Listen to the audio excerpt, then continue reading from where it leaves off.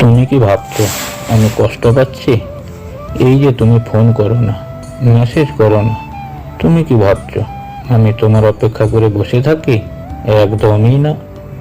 এই যে তুমি মাঝরাত পর্যন্ত অনলাইনে থাকো, কি ভাবছো আমি লক্ষ্য করি? একদমই না। তোমাকে প্রায় অন্য একটা ছেলের হাত ধরে রাস্তা পার হতে দেখি, কি ভাবছো এটা দেখে আমি কষ্ট পাই? আমার বুকের ভেতরটা দুমড়ে মুচড়ে ওঠে? একদমই না। এতে বরং ভালোই হলো, আমি নিশ্চিন্ত হলাম তুমি আমাকে ভুলে গেছো। আমিও আশা করব তুমি আর কোনো দিনও আমার কাছে ফিরে আসবে না।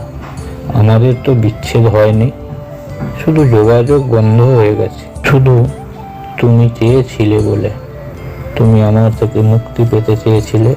হ্যাঁ, সেটা হয়তো তুমি মুখে বলতে পারোনি, কিন্তু তুমি তোমার প্রতিটি ব্যবহারে সেটা আমাকে বুঝিয়ে দিয়েছিলে। আমি চাইলে হয়তো তোমাকে আটকাতে পারতাম, কিন্তু আটকাইনি, কারণ যে চলে যাওয়ার সে চলেই যাবে।